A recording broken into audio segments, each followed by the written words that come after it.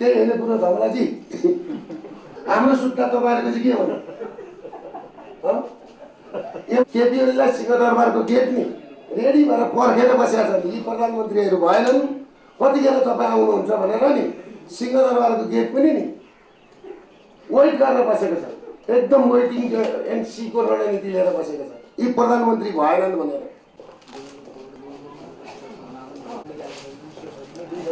छोरी पनि डाक्टर भइसक्यो। हस्पिटल बन्द हुँदाखेरि नि नेपालीहरूको अब नुर गिर्न नदिने हिसाबले म काम गर्ने हिसाब किताबमा अघि बढेको छु। र सर्वप्रथम म तपाईँहरूलाई एउटा कुरा के भन्न चाहन्छु भनेदेखि 2046 सालपछि नेपालमा प्रजातन्त्र आयो, बहुदल व्यवस्था आयो। बहुदल व्यवस्था आइसकेपछि देशमा भएका उद्योग धन्दा कल कारखाना त्यो 2046 पछि सबैभन्दा बढी समय राज्य सत्तामा नेपाली काङ्ग्रेसले राज्यारोहण गरेको थियो। त्यो तपाईँहरूलाई सर्वविदितै छ। यसमा तपाईँहरू कतिजना जन्मिनु भएको थियो होला, कतिजना जन्मिनु भएको थिएन होला र कतिजना तपाईँहरूको सिनियर पत्रकारहरू जो पुरानो पत्रकारहरूलाई बुझ्दा पनि हुन्छ होला। तपाईँ पुराना रेकर्डहरू निकालेर हेर्नुहोस्।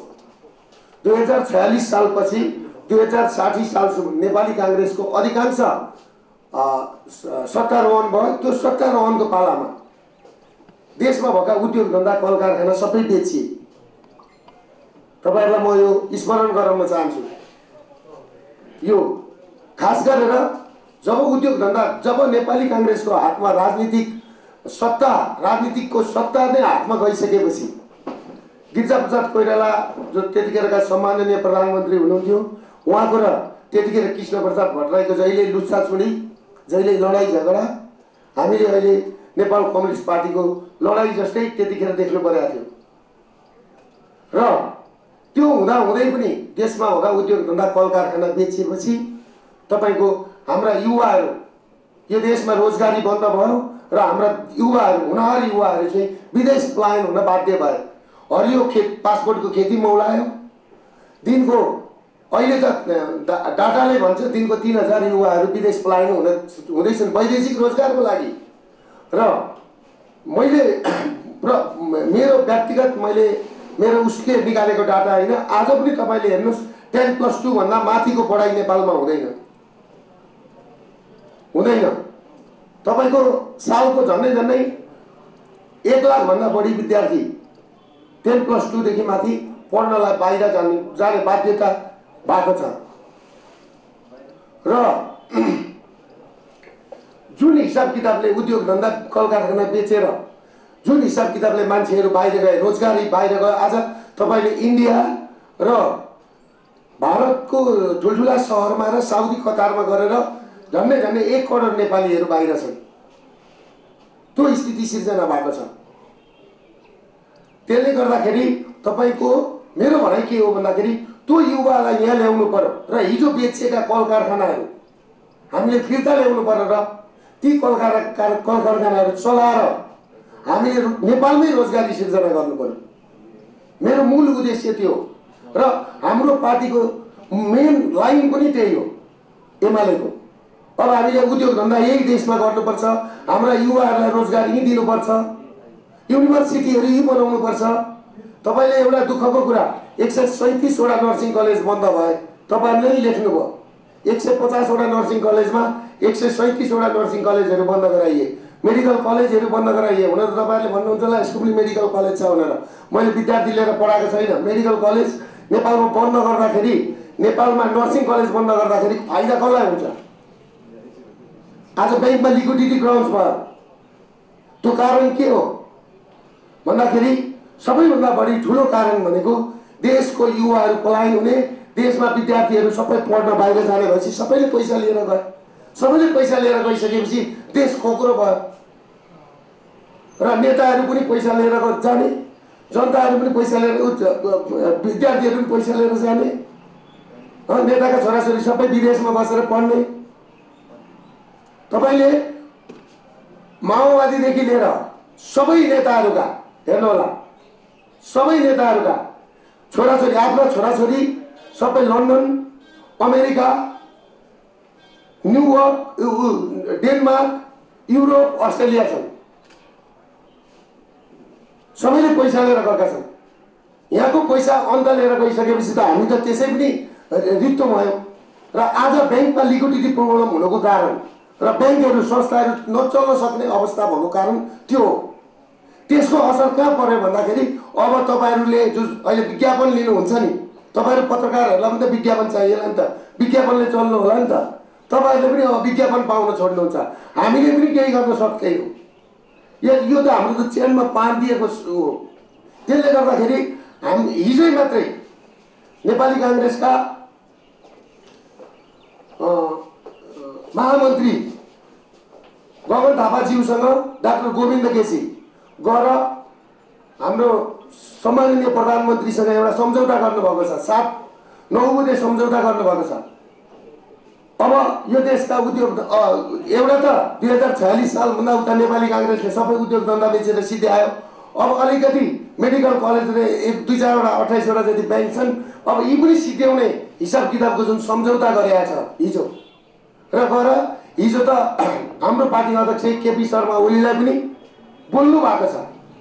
अब गरिबका छोराछोरीले नर्सिङ पढ्न नपाउने भए, डक्टर पढ्न नपाउने भए, हिजो 3 दिन अगाडि सम्झौता भएको छ, महामन्त्रीज्यूले लिएर गएर सम्झौता गराउनु भएको छ। र त्यसले गर्दाखेरि हामीले के बुझ्नु पर्यो भन्दाखेरि सबैभन्दा ठुलो कुरो यी अस्ति कमलादीको एउटा कार्यक्रममा हाम्रा गगन थापाज्यूले के भन्नुभयो भनेदेखि एउटा कम्युनिस्टको कार्यकर्ता उभिन्छ अनि उद्योग धन्दा कल कारखाना बेच्यो भनेर भन्छ। अनि हामी सुनिरहेको छौँ। हामीले 46 सालदेखि 52 सालसम्म हामीले कति कल कारखाना उद्योग धन्दा बनायौँ यो देशमा भनेर चाहिँ उहाँले भन्नुभयो। त्यसको जवाब दिनुपर्छ भन्नुभयो। म तपाईँहरूलाई तथ्यसहित भन्छु, यो तपाईँहरू राख्नु होला। यसमा छ कति उद्योग धन्दा कल कारखाना 46 सालभन्दा पछाडि बेचेको, यो त्यतिखेर निकालेको पत्रिकाको डाटा हो। यो तपाईँहरू राख्नुहोस्, यो डाटा राखेर हेर्नुहोस् कुन कुन कारखाना कसरी बिक्री भयो, यो तपाईँहरू राख्नुहोस्। यसमा छ। र मान्छेले ढाक्नु हुँदैन, ढाक्ने पनि सीमा हुन्छ। लगभग ती त ठुला कारखाना, ठुला साना गरेर 500वटा कारखाना बिक्री भएका छन् देशमा। आजभन्दा 30 वर्ष अगाडि हाम्रो देशमा गोरखकाली टायर बन्थ्यो। तपाईँलाई थाहा छ होला नि गोरखकाली टायर भनेर विज्ञापन सुन्नुभएको थियो नि। आज कोही कहाँ गयो गोरखकाली टायर? भिरकुटी कागज सुनिन्थ्यो होइन, कोही कहाँ गयो भिरकुटी कागज? बाँसबारी छाला जुत्ता कारखाना होइन, कहाँ गयो? कसको पालामा सकियो? टली बस कसको पालामा सकियो? एमालेको पालामा त सकिएको होइन। एमाले त अहिले 3.5 वर्ष सरकार चलायो। एमालेको पालामा धरारा बनियो, रानी पोखरी बनियो, दरबार हाई स्कुल बनियो र हजार बाटाहरू शिलान्यास भए।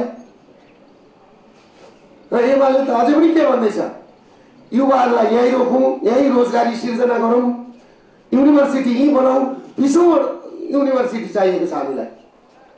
जस्तो अहिले लन्डनले नर्स माग्यो, राम्रो कुरा हो। स्किल मेन पावर पठाउँ न। कि हाम्रो देश चाहिँ लेबर मात्रै जन्माउने देश त होइन नि त। स्किल मेन पावर पठाउँ न हाम्रो देशमा, पढाएर नर्सेस पठाउँ, डक्टरहरू बनाएर पठाउँ। हाम्रो चाहना त्यो, हाम्रो पार्टीको उद्देश्य त्यो। त्यसले गर्दाखेरि समग्र अब मैले यो सर्टकटमा यो कुरो भने उद्योग धन्दा कल कारखानाको विषयमा र अब अधिवेशनको विषयमा मैले भन्नुपर्दाखेरि अस्ति हाम्रो जुन 10औं महाधिवेशन, एमालेको 10औं महाधिवेशनमा हाम्रो महाधिवेशन चित उहाँहरूले के भन्नुहुन्थ्यो भने यो कुम्भ मेला भन्नुहुन्थ्यो। यो कुम्भ मेला भनेको मलाई थाहा छैन। हामीले 3 दिनमा हाम्रो राष्ट्रिय अधिवेशन महाधिवेशन सकेको थियौँ।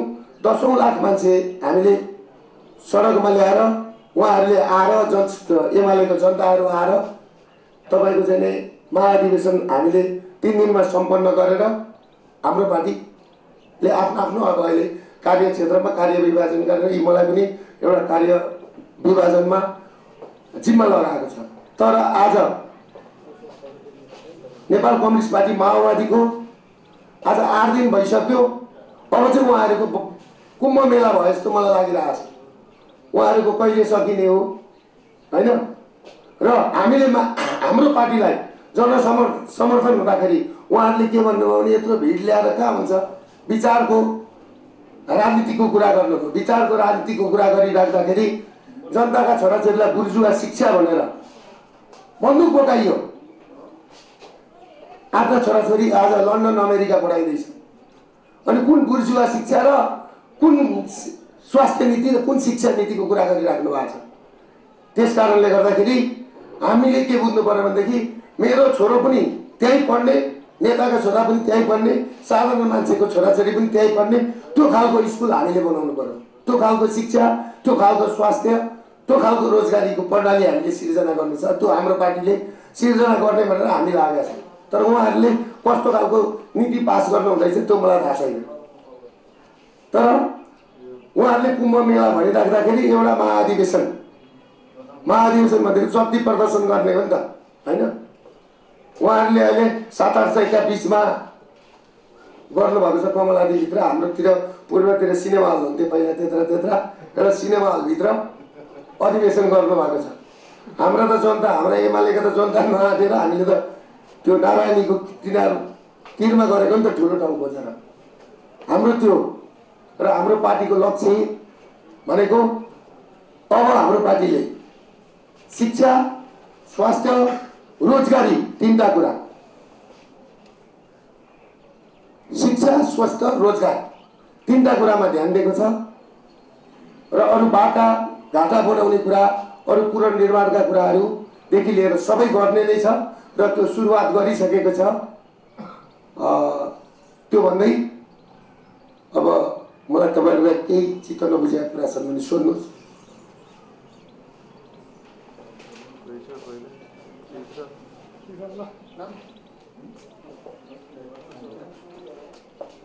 के छ भने तपाईको आफ्नो मेडिकल कलेज कतिवटा बन्द हुने अवस्था नर्सिङ कलेज र मेडिकल कलेज सबै लगानीमा खोलेको मेडिकल कलेज र नर्सिङ कलेज कतिवटाको संख्यामा बन्द हुने अवस्था मेरो त एउटै हो त्यही एउटै बन्द हुन्छ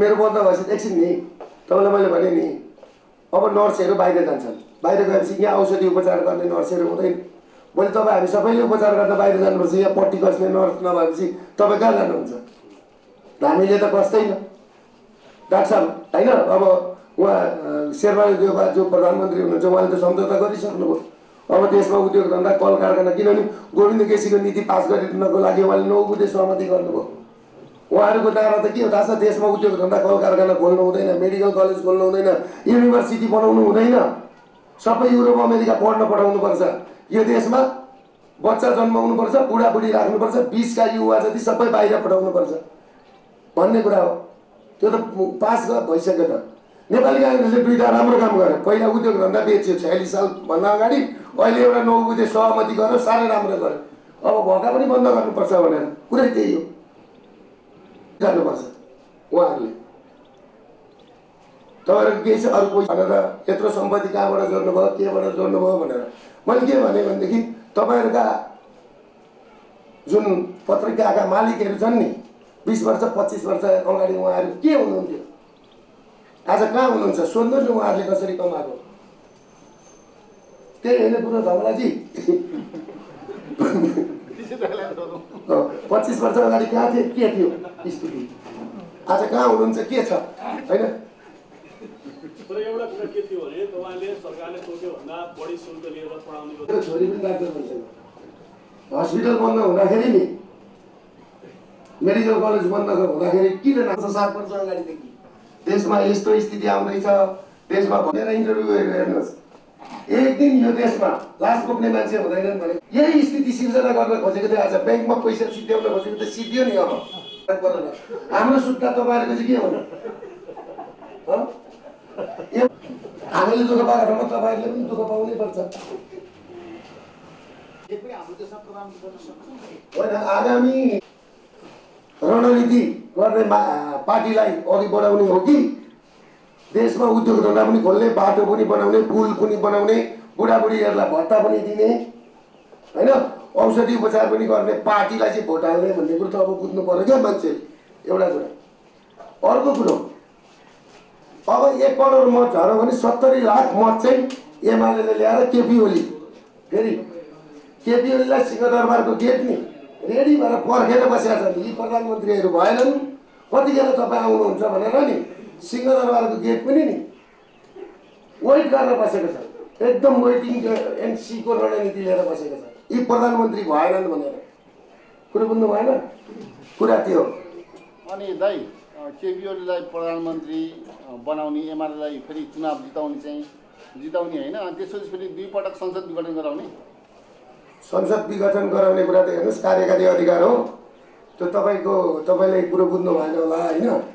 2 पल्ट होइन 5 पल्ट पनि हुन्छ संसारमा प्रजातन्त्र भएको देशमा नि। यहाँ सुन्नु बोल्न बोल्न नसकेको एक्जिक्युटिभ पावर जसले एक्सर्साइज गर्छ नि गर्छ। एक्जिक्युटिभ पावरको मतलब के हो? कार्यकारी भनेको नि उसले चाहँदा उसलाई कहाँ हाम्रो हेर्नुहोस् उहाँले पनि 8 सयको पानी खाएको मैले पनि 8 सयको पानी खाएको हामी एउटै बिरादरीको मान्छे भाइ। त्यो भएर अलिअलि त आइहाल्छ नि 8 सयको झलझलको आउँछ त्यो ठुलो कुरो होइन। भाइले यो एउटा क्वेसन सोध्नु भएको थियो पहिला तपाईँले नै मिलाउनु भएको भन्नुभयो माओवादी र एमाले। अहिले पछिल्लो दिनमा के छ भोलि गएर एमाले र माओवादी फेरि मिल्ने सम्भावना के छ? माओवादी नै छैनन् कहाँबाट मिल्नु अब? म माओवादी म एमालेमा गइसकेँ। सुन्नुहोस् कुरो असली माओवादी जति सबै गइसके। जसले जनयुद्ध देखेको छैन जसले जन आन्दोलन देखेको छैन त्यहाँ सेकेन्ड म्यान भएर बसेका छन्। अब कोसँग मिल्नु? अलिअलि भएका कार्यकर्ता यो चुनावसम्ममा सबै आइसक्छन्। तपाईँले देख्नु भएन जम्मा माओवादी भेला भएको त्यहाँ माथि सिनेमा हलमा कति छन् माओवादी भन्ने? कस्तो खालको कुरा? त्यहाँ माथि देख्नु भएन? आज 7 दिन भयो। ल सत्य भनेको त्यो त्यहाँको स्क्वायर फिट हेर्ने भने एउटा सिनेमा हलमा 700 देखि 800 मान्छे हो होइन। 1000 मान्छे होलान् त्यहाँ होइन। हाम्रो 10औं लाख मान्छे थियो होइन त्रिशुली नारायणी किनारमा। तर हाम्रा धेरै ठुला मिडियाहरूले हाम्रो पार्टीको कभर गरेनन् नि मानेनन् नि कन्जुसियाई गरेन नि। तर सबै मिडियाका साथीहरूलाई के भन्छ भने कन्जुसियाई नगर्नुहोस् भएको कुरो लेख्नुहोस्। पहिला तपाईँले सबैजना Durga Prasad mafia done हुस्की brandy भनेर लेख्नुहुन्थ्यो नि। आज आम पब्लिकले के भन्दैछ तपाईँलाई थाहा छ?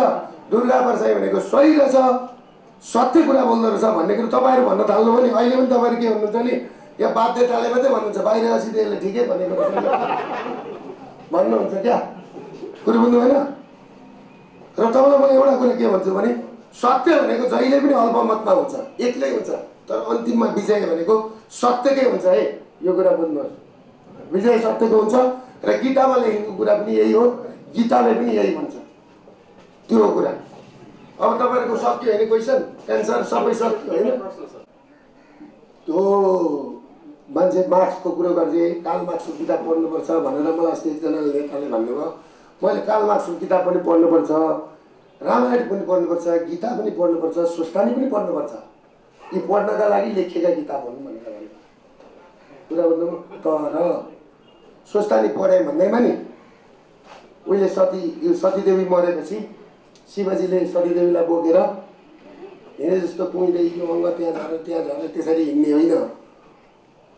परिमार्जनको शिवजी हुनु पर्यो क्या 21औं शताब्दीको शिवजी। त्यतिखेरको शिवजी हुनु भएन।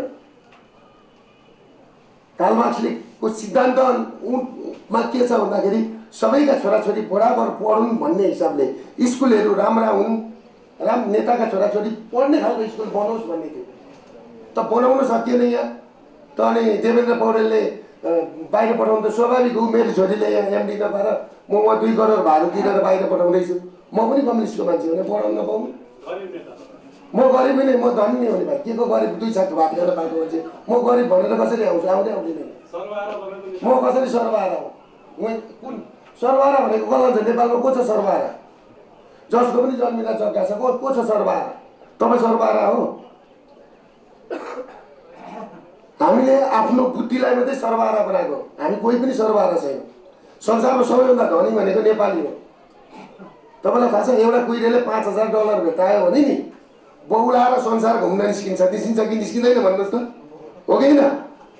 $5000 भनेको मोटामोटी 5 लाख रुपियाँ हो कि होइन? हाम्रो यहाँ साधारण एउटा खलासी ड्राइभरसँग पनि 5 लाख रुपियाँ पैसा हुन्छ। 5 लाख रुपियाँ निकाल्न सक्ने हैसियत छन्। सबै मान्छे कोही पनि सर्वहारा वर्ग छैन। यो नारा चाहिँ सर्वहारा वर्गको भाइ तपाईँहरू पत्रकार मित्रहरूले बुझ्नुहोस्। काम चाहिँ नारा एउटा छ काम अर्को भएर बिग्रेको। कुरो बुझ्नु भएन र तपाईँले एउटा कुरो बुझ्नु भएन व्यक्तिगत स्वतन्त्रता पनि हुन्छ होला नि त लोकतन्त्रमा हुन्छ कि हुँदैन पढाउन पाइन्छ कि पाइँदैन जस्तो देवेन्द्र पौडेलकी छोरीले स्कलरसिपमा नाम निकालेर पढेकी हुन् त्यसरी खेद्नु त हुँदैन नि त बुझ्नु पर्यो क्या पहिला तपाईँहरू जान्नु न पहिला उहाँको सर्टिफिकेट हेर्नुहोस् प्रुफ चाहिँ भन्नुहोस् यहाँ फलाले लगो भन्ने हो त्यसै यो त उयो धवलाजी रामकुमारजीले भन्नु त्यो स्वाभाविक कुरो हो होइन त उहाँले त्यो बजेट कटाएर त्यो श्रेणीमा छुट्ने मान्छेलाई बनाइदिनु नि त उहाँ हुनुहुन्छ त अहिले सक्दिनु त्यो गर्दा भइहाल्छ नि चित्त नबुझ्दाखेरि भएकै छ नि है त्यो भन्नै पर्दैन त्यो त नर्मल कुरा हो नि आफू शक्तिमा बसे त्यही भएन केपिएलले यो बिगाएर त्यो बिगाएर भनेर उहाँ जानुभएको होइन उहाँले गर्दा भइहाल्यो नि त सजिलो कुरो छ त त्यो ठुलो कुरै होइन त्यही त भ्यू टावरलाई चाहिँ होइन भ्यू टावर चाहिन्छ इफेल टावर चाहिन्छ सबै टावर चाहिन्छ देशका विकास पूर्वाधार हुन् कि तर एउटाले गरेकोमा अर्कोले त्यसो भए एउटा काम गर्दा भयो नि त तपाईँको उहाँहरू किन यस्तो जाडो छ होइन जाडो छ नि तपाईँहरू उहाँहरू किन एयर कन्डिसन गाडी चढेर हिँडेर आउनु नि होइन सबैलाई गर्ने त्यो टाइपको कुरा गरेर हुन्छ भने त्यो टाइपको काम गर्दा भयो नि होइन जनताको नेसेसिटी हेर्ने कि आफ्नो निर्वाचन क्षेत्र हेर्ने भन्ने कुरा गर्नुभयो होइन केपी शर्मा ओलीले निर्वाचन क्षेत्र हेर्नै पर्दैन नि केपी शर्मा ओली आफ्नो निर्वाचनको मान्छे हो नेपालको प्रधानमन्त्री भएको मान्छे तपाईँले पनि बुझ्नु भएको रहेछ क्या केपी शर्मा ओली भनेको देशको प्रधानमन्त्री सबै देशकै मान्छे हो नि के त्यहाँ तपाईँको चाहिँ एउटा भ्यू टावरसँग लगेर नजोड्नु न अर्को त्यही भएर होइन अरू केही गल्ती गरेका छन् कि त्यसलाई मात्रै गल्ती देखाउनु भएको कि तपाईँले अब यो यहाँ के आयो अस्ति त उसले भन्नुहुन्छ त हाम्रो के भन्थ्यो झाँक्रीजीले नै भन्दै हुनुहुन्थ्यो त धरहरा बनेकै रहन्छ भनेर भन्नुहुन्थ्यो त बनेको थिएन भने किन उद्घाटन गरेको त त्यो धरहरामाथि बनेको थिएन भने कसरी मान्छे पुगिरहेको छन् त्यो पब्लिकले जान पाएन होइन पब्लिक त अब जाला नि त टाइम लाग्ला नि त मिलाउनु पर्ला जान्छन् नि त कुरो बुझ्नु भएन सबै जान पाउनु भयो त पब्लिक र प्रधानमन्त्रीमा के फरक रहन्छ है त्यो त कुरो तपाईँले सही कुरो भन्नु